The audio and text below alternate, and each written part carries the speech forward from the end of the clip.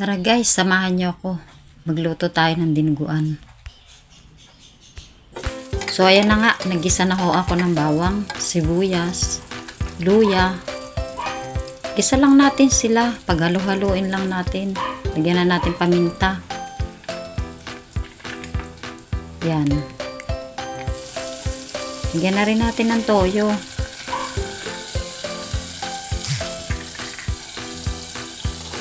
Lagyan na rin natin ng pork. Halu-haluin lang natin siya hanggang sa magisa siya.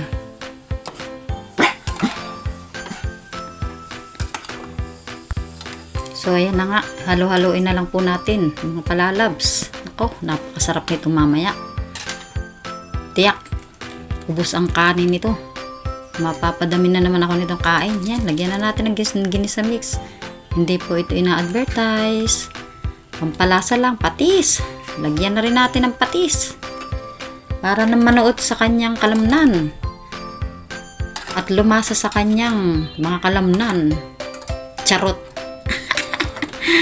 Halo-haloin lang po natin mga palalabs. Nako, tiyak yan. Taob ang kaldero. Hanggang sa tutong. Kainin. Yan, lagyan ko ng sibot at saka ng dry dry oregano para mawala ang lansa niya. So kung meron naman po kayong bay leaves, pwede rin. O ayan, takpan na po natin.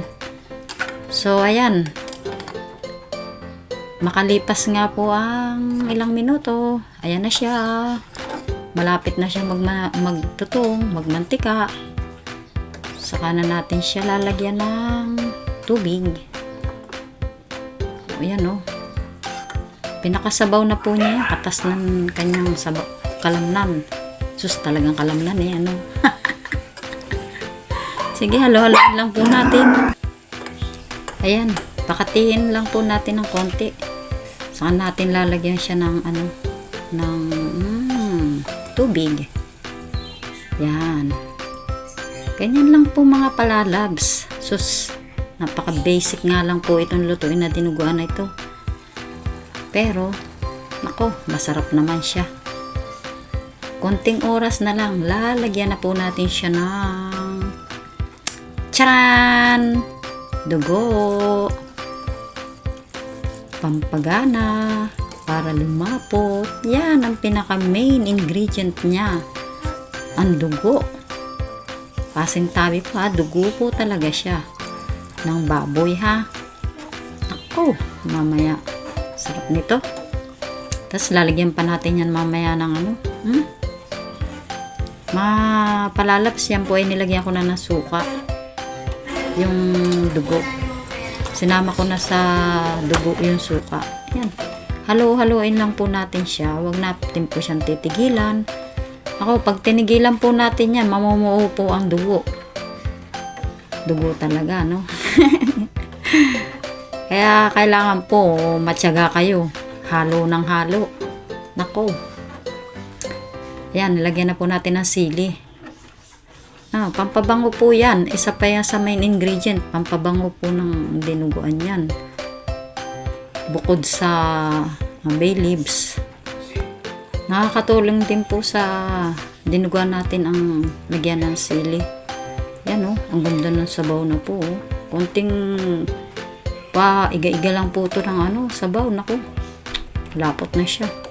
Diba? Hindi po namuo yung kanyang charan! Finished product na. Ayan na. Sus, ihain na natin. Kulang na lang dito ang kanin. Naku, mga palalabs. Mapapasipol kayo nito.